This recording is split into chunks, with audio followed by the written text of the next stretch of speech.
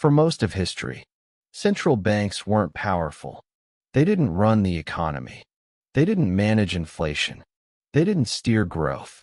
They didn't try to stabilize markets. They did one simple thing. They moved money. They did so in the background. And for a long time, that was enough. Then one small decision changed everything. And then, quietly, that changed. Not with a big announcement. Not with a revolution. Not overnight. Not dramatically. So quietly that almost no one noticed.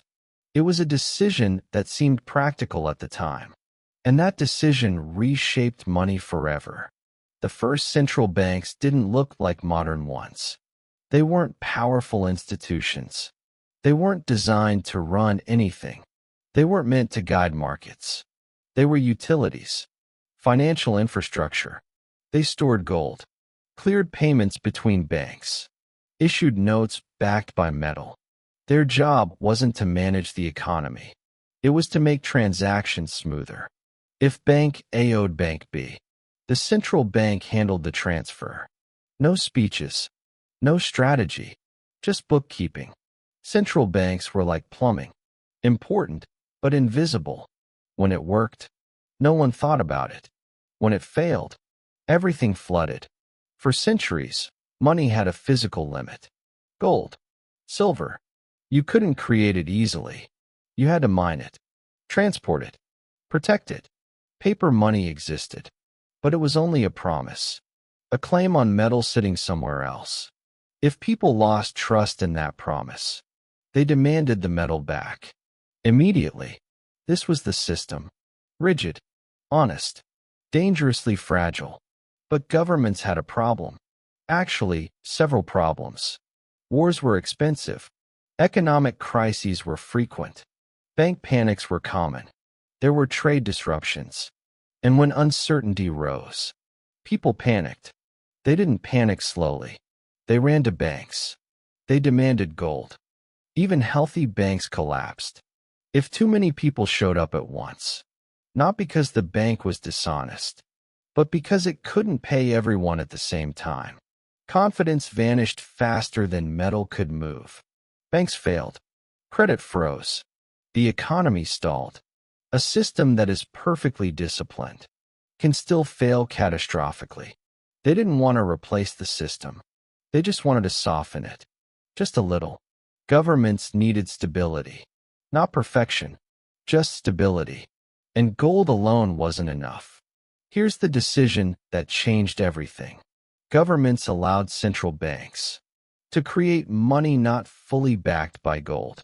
At first, it was limited, temporary, emergency only, just a small adjustment. After all, the gold was still there. Mostly. But something subtle happened. Money stopped being only a claim on metal. It became a claim on trust. This didn't feel reckless.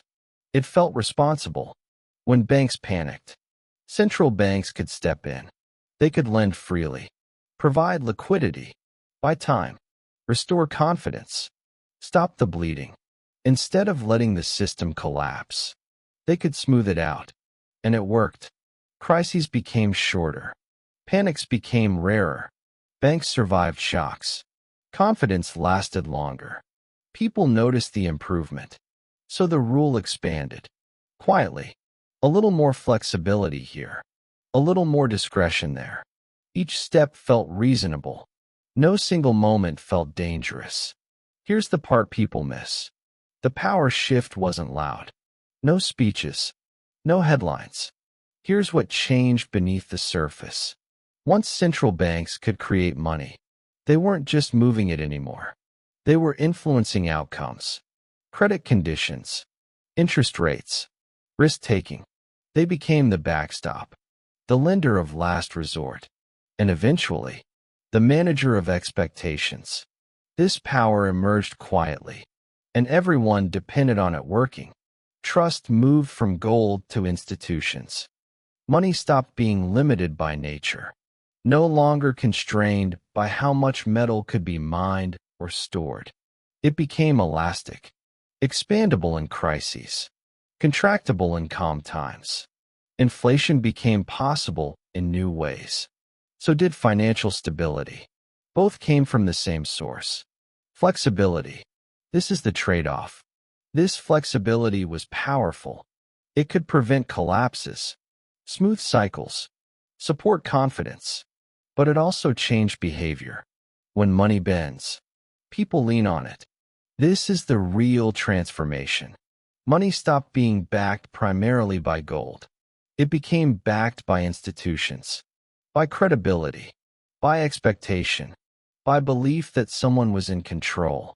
Central banks became the guardians of trust, not by force, but by necessity. Every system has a price. A rigid system breaks suddenly. A flexible system bends, but depends on judgment. One breaks fast. The other can bend too far. Societies chose flexibility, not because it was perfect, but because it failed more gently.